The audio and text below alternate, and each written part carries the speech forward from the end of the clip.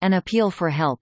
It was 9:05 when entered our joint sitting room for breakfast on the following morning. My friend Poirot, exact to the minute as usual, was just tapping the shell of his second egg. He beamed upon me as entered. "You have slept well. Yes. You have recovered from the crossing so terrible. It is marvel, almost you are exact this morning. Pardon, but your tie is not symmetrical. Permit that rearrange him. Elsewhere, have described Hercule Poirot. An extraordinary little man. Height, 5 feet 4 inches. Egg-shaped head carried little to one side. Eyes that shone green when he was excited. Stiff military mustache. Air of dignity immense. He was neat and dandified in appearance. For neatness of any kind, he had an absolute passion. To see an ornament set crooked, or speck of dust, or slight disarray in one's attire, was torture to the little man until he could ease his feelings by remedying the matter. Order and method were his gods. He had certain disdain for tangible evidence, such as footprints and cigarette ash, and would maintain that, taken by themselves, they would never enable detective to solve problem. Then he would tap his egg-shaped head with absurd complacency, and remark with great satisfaction, "The true work, it is done from within. The little grey cells, remember always the little grey cells, mon ami." I slipped into my seat, and remarked idly, in answer to Perrault's greeting, that an hour's sea passage from Calais to Dover could hardly be dignified by the epithet terrible. Poirot waved his spoon in vigorous refutation of my remark. "Do tout. If for an hour one experiences sensations and emotions of the most terrible, one has lived many hours. Does not one of your English poets say that time is counted, not by hours, but by heart beats?" I fancy Browning was referring to something more romantic than seasickness, though, because he was an Englishman, an islander to whom La Manche was nothing. "Oh, you English! With nous autres it is different. Figure to yourself that lady of my acquaintance at the beginning of the war fled to Ostend.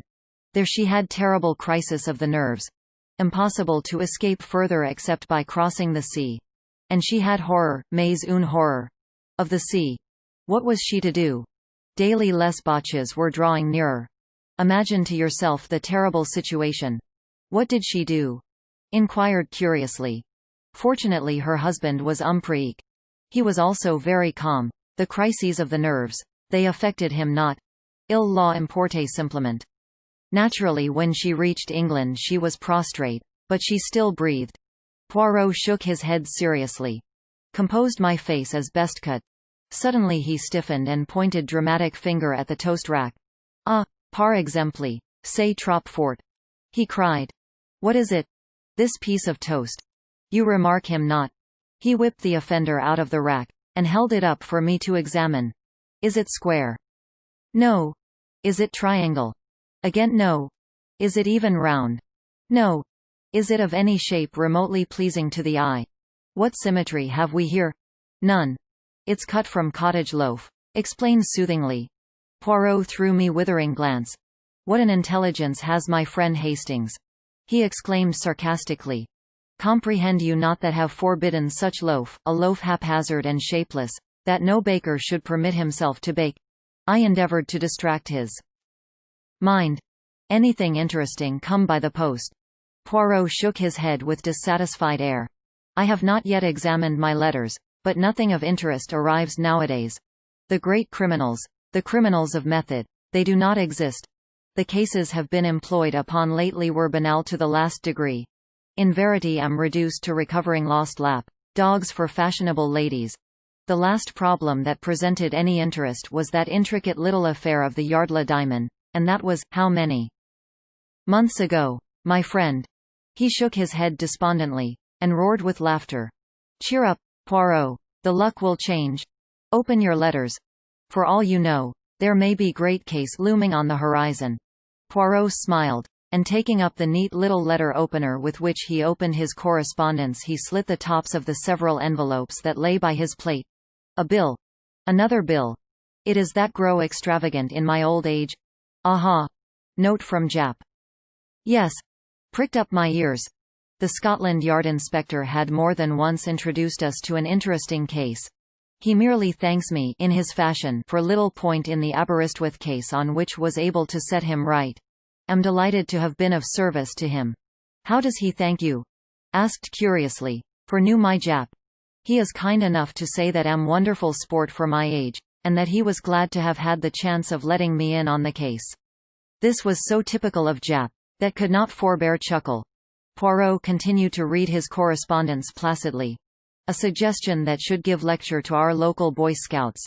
The Countess of Forfenock will be obliged if we'll call and see her. Another lap. Dog without doubt. And now for the last. Ah, I looked up, quick to notice the change of tone. Poirot was reading attentively. In minute he tossed the sheet over to me. This is out of the ordinary, mon ami. Read for yourself. The letter was written on foreign type of paper, in bold characteristic hand. Villa Genevieve Merlinville, Sir, Mer France. Dear Sir, I am in need of the services of detective and, for reasons which will give you later, do not wish to call in the official police. Have heard of you from several quarters, and all reports go to show that you are not only man of decided ability, but one who also knows how to be discreet. Do not wish to trust details to the post, but, on account of secret possess, go in daily fear of my life. Am convinced that the danger is imminent, and therefore beg that you will lose no time in crossing to France. Will send car to meet you at Calais, if you will wire me when you are arriving. Shall be obliged if you will drop all cases you have on hand, and devote yourself solely to my interests. Am prepared to pay any compensation necessary. Shall probably need your services for considerable period of time, as it may be necessary for you to go out to Santiago, where spend several years of my life. Shall be content for you to name your own fee. Assuring you once more that the matter is urgent. Yours faithfully, P. T. Renauld. Below the signature was hastily scrawled line, almost illegible. For God's sake, come. I handed the letter back with quickened pulses. At last, said, here is something distinctly out of the ordinary. Yes, indeed, said Poirot meditatively. You will go of course, continued. Poirot nodded. He was thinking deeply. Finally he seemed to make up his mind, and glanced up at the clock. His face was very grave. See you, my friend. There is no time to lose. The Continental Express leaves Victoria at 11 o'clock. Do not agitate yourself. There is plenty of time. We can allow 10 minutes for discussion. You accompany me, n'est-ce pas? Well, you told me yourself that your employer needed you not for the next few weeks. Oh, that's all right. But this Mr. Renauld hints strongly that his business is private. Will manage M. Renauld. By the way, seem to know the name. There's well-known South American millionaire fellow. His name's Renauld. Don't know whether it could be the same. But without doubt. That explains the mention of Santiago. Santiago is in Chile, and Chile it is in South America. Ah. But we progress finely. Dear me, Poirot, said, my excitement rising, I smell some goodly shekels in this. If we succeed, we shall make our fortunes. Do not be too sure of that, my friend. Rich man and his money are not so easily parted. Me, have seen well-known millionaire turn out tramful of people to seek for dropped halfpenny. I acknowledge the wisdom of this. In any case, continued Poirot, it is not the money which attracts me. Here. Certainly it will be pleasant to have carte blanche in our investigations. One can be sure that way of wasting no time, but it is something little bizarre in this problem which arouses my interest. You remarked the postscript. How did it strike you? I considered. Clearly he wrote the letter keeping himself well in hand, but at the end his self-control snapped and, on the impulse of the moment, he scrawled those 4 desperate words. But my friend shook his head energetically. You are in error. See you not that while the ink of the signature is nearly black, that of the postscript is quite pale? Well, said puzzled. Mon Dieu, mon ami, but use your little grey cells. Is it not obvious? M. Renauld wrote his letter. Without blotting it, he reread it carefully. Then, not on impulse, but deliberately, he added those last words, and blotted the sheet. But why? Parbleu. So that it should produce the effect upon me that it has upon you. What? Mais, To make sure of my coming. He reread the letter and was dissatisfied. It was not strong enough. He paused, and then added softly, his eyes shining with that green light that always betokened inward excitement. And so, mon ami, since that postscript was added, not on impulse, but soberly, in cold blood, the urgency is very great, and we must reach him as soon as possible. Merlinville murmured thoughtfully. I've heard of it. Think? Poirot nodded. It is quiet little place, but chic. It lies about midway between Boulogne and Calais. It is rapidly becoming the fashion. Rich English people who wish to be quiet are taking it up. Renauld has house in England, suppose? Yes, in Rutland Gate, as far as remember. Also big place in the country, somewhere in Hertfordshire. But really know very little about him. He doesn't do much in social way. Believe he has large South American interests in the city, and has spent most of his life out in Chile and the Argentino. Well, we shall hear all details from the man himself. Come, let us pack. Small suit, case each, and then taxi to Victoria. And the Countess? Inquired with smile. Ah, je m'en fiche. Her case was certainly not interesting. Why so sure of that? Because in that case she would have come, not written. Woman cannot. Wait, always remember that, Hastings. 11 o'clock saw our departure from Victoria on our way to Dover. Before starting, Poirot had dispatched telegram to Mr. Renauld giving the time of our arrival at Calais. I'm surprised you haven't invested in few bottles of some seasick remedy, Poirot observed maliciously, as recalled our conversation at breakfast. My friend, who was anxiously scanning the weather, turned reproachful face upon me. Is it that you have forgotten the method most excellent of Laverguier? His system. Practice it always. One balances oneself, if you remember, turning the head from left to right, breathing in and out, counting 6 between each breath. H.M. demurred. You'll be rather tired a balancing yourself and counting 6 by the time you get to Santiago, or Buenos Aires, or wherever it is you land. Quelle idée. You do not figure to yourself that shall go to Santiago. Mr. Renauld suggests it in his letter. He did not know the methods of Hercule Poirot. Do not run to and fro, making journeys, and agitating myself. My work is done from within. Here, he tapped his forehead significantly. As usual, this remark roused my argumentative faculty. It's all very well, Poirot, but think you are falling into the habit of despising certain things too much. Finger print has led sometimes to the arrest and conviction of murderer. And has, without doubt, hanged more than one innocent man, remarked Poirot dryly. But surely the study of finger prints and footprints, cigarette ash, different kinds of mud, and other clues that comprise the minute observation of details, all these are of vital importance. But certainly have never said otherwise. The trained observer, the expert, without doubt he is useful. But the others, the Hercules Poirots, they are above the experts. To them the experts bring the facts. Their business is the method of the crime, its logical deduction, the proper sequence and order of the facts. Above all, the true psychology of the case. You have hunted the fox. Yes. I have hunted Bit, now and again, said, rather bewildered by this abrupt change of subject. Why? Eh bien, this hunting of the fox. You need the dogs. No. Hounds. Corrected gently. Yes, of course. But yet, Poirot wagged his finger at me. You did not descend from your horse and run along the ground smelling with your nose and uttering loud ow-ows. In spite of myself laughed immoderately. Poirot nodded in satisfied manner. So, you leave the work of the hounds to the hounds. Yet you demand that I, Hercule Poirot, should make myself ridiculous by lying down, possibly on damp grass, to study hypothetical footprints, and should scoop up cigarette ash when do not know one kind from the other. Remember the Plymouth Express mystery. The good Jap departed to make survey of the railway line. When he returned, I, without having moved from my apartments, was able to tell him exactly what he had found. So you are of the opinion that Jap wasted his time? Not at all, since his evidence confirmed my theory. But should have wasted my time if had gone. It is the same with so-called experts.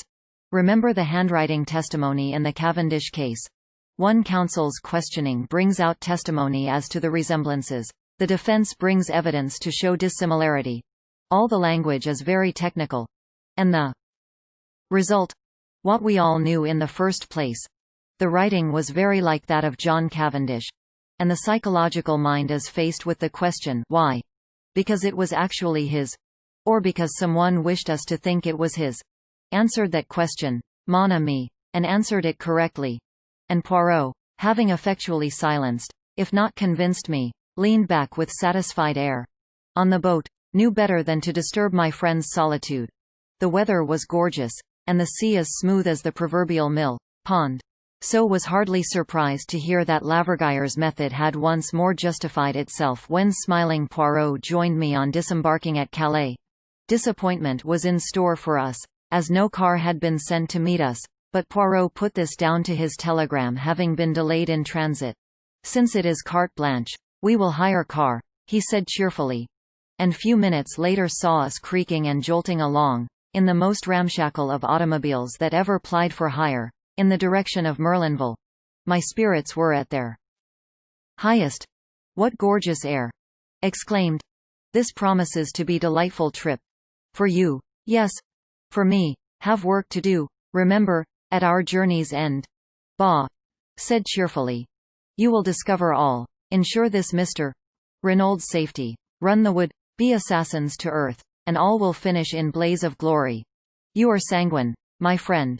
Yes, feel absolutely assured of success. Are you? Not the one and only Hercule Poirot. But my little friend did not rise to the bait. He was observing me gravely. You are what the Scotch people call fey, Hastings. It presages disaster. Nonsense. At any rate, you do not share my feelings. No, but am afraid. Afraid of what? I do not know. But have premonition, a je ne sais quoi. He spoke so gravely, that was impressed in spite of myself. I have feeling, he said slowly, that this is going to be big affair, a long, troublesome problem that will not be easy to work out. I would have questioned him further, but we were just coming into the little town of Merlinville, and we slowed up to inquire the way to the Villa Genevieve. Straight on, monsieur, through the town. The Villa Genevieve is about half-mile the other side. You cannot miss it.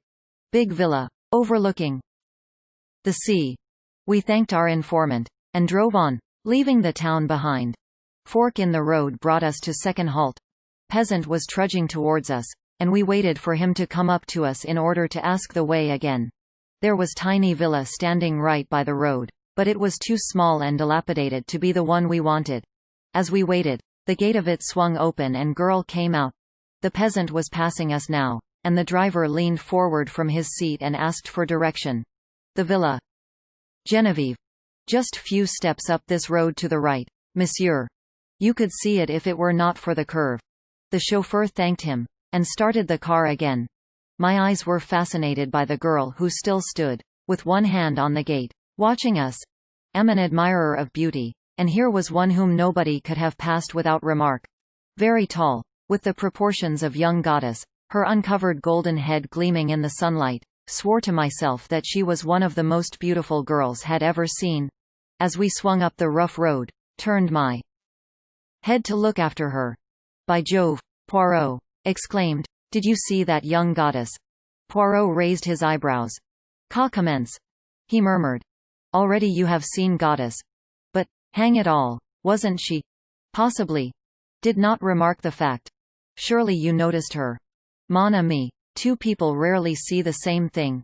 You, for instance, saw goddess. He hesitated.